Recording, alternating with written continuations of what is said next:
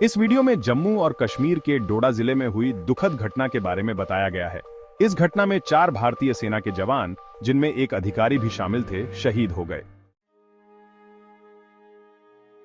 सोमवार रात को आतंकवादियों के साथ मुठभेड़ में ये जवान गंभीर रूप से घायल हो गए थे। यह घटना तब शुरू हुई जब राष्ट्रीय राइफल्स और जम्मू कश्मीर पुलिस के विशेष अभियान समूह ने एक संयुक्त तलाशी अभियान शुरू किया। यह अभियान धारी घोटे उरारबागी के देसा जंगल क्षेत्र में लगभग 7:45 पर शुरू हुआ। इस मुठभेड़ में 10 राष्ट्रीय राइफल्स के मेजर ब्रजेश थप्पा, जो हाल ही में पदोन्नत हुए थे, सहित 4 भारतीय सेना के जवान मारे गए। सेना ने आधिकारिक रूप से हताहतों की संख्या की पुष्टि नहीं की है, लेकिन रिपोर्ट्स के मुताबिक 4 जवान और एक पुलिसकर्मी घायल हो गए थे। घायलों को अस्पताल ले जाया गया, जहां उनकी हालत गंभीर बताई गई और बाद में वे वीरगति को प्राप्त हुए। दोस्तों, इस मुठभेड़ के दौरान आतंकवादियों ने भागने की कोशिश की, लेकिन भारतीय सेना के बहादुर जवानों ने उन्हें घेर लिया। कठिन भूभाग और घने जंगल के बावजूद हमारे सैनिकों ने बहादुरी से मुकाबला किया। रात 9 बजे के करीब जंगल में एक और मुठभेड़ हुई। भारतीय सेना की व्हाइट नाइट कोर ने एक पोस्ट में बताया, विशिष्ट खुफिया सूचनाओं के आधार पर भारतीय सेना और जम्मू कश्मीर पुलिस के संयुक्त अभियान के दौरान आतंकवादियों के साथ संपर्क स्थापित हुआ। शुरुआती रिपोर्टों में हमारे वीर जवानों के घायल होने की खबर है। अतिरिक्त सैनिकों को क्षेत्र में भेजा गया है और अभियान जारी है। रक्षा मंत्री राजनाथ सिंह ने भारतीय सेना प्रमुख से बात की और उन्हें जमीन की स्थिति और डोडा में चल रहे ऑपरेशन के बारे में जानकारी दी। केंद्रीय मंत्री जितेंद्र सिंह, जो डोडा से सांसद हैं, ने इस घटना पर गहरा दुख व्यक्त किया और कहा, शब्द हमारे वीरों की शहादत को सांत्वना और निंदा करने के लिए कम पड़ जाते हैं। हमें एकजुट होकर दुश्मन के नापाक इरादों को नाकाम करना चाहिए और डोडा में शांति और सद्भाव बनाए रखना चाहिए। मित्रों, इस घटना के बाद भारतीय सेना और जम्मू कश्मीर पुलिस ने क्षेत्र में सघन तलाशी अभियान जारी रखा।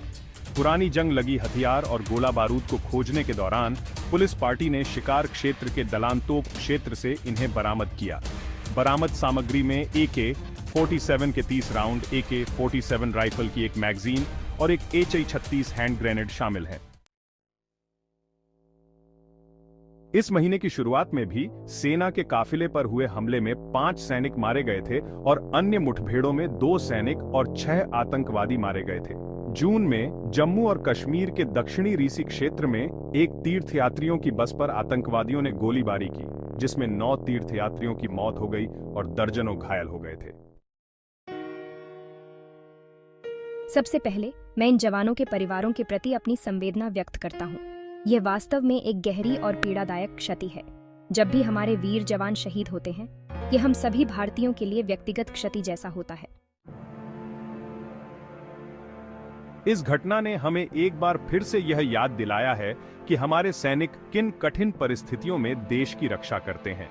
चाहे कितना भी कठिन भूभाग हो, चाहे मौसम कितना भी विपरीत हो, हमारे सैनिक हमेशा हमारी सुरक्षा के लिए तत्पर रहते हैं।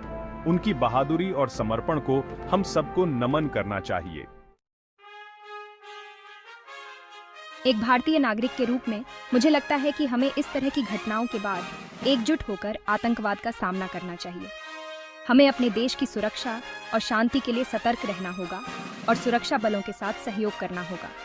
हमें यह समझना होगा कि सुरक्षा केवल सेना और पुलिस की जिम्मेदारी नहीं है, बल्कि हम सभी की सामूहिक जिम्मेदारी है। इसके साथ ही हमें अपने सुरक्षा बलों को हर संभव समर्थन और संसाधन प्रदान करना चाहिए, ताकि वे और भी प्रभावी तरीके से आतंकवाद का सामना कर सकें। हमें यह सुनिश्चित करना चाहिए कि हमारे जवानों को आवश्यक उपकरण, तकनीक और जानकारी उपलब्ध हो। अंत में मैं सभी भारतीय नागरिकों से अपील करना चाहता हूं कि हम सब एकजुट होकर देश की सुरक्षा और शांति के लिए काम करें।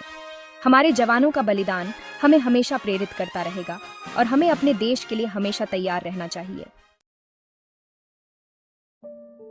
अगर आपको ये वीडियो पसंद आया हो तो कृपया लाइक और शेयर करें और चैनल को सब्सक्राइब करना ना भूलें।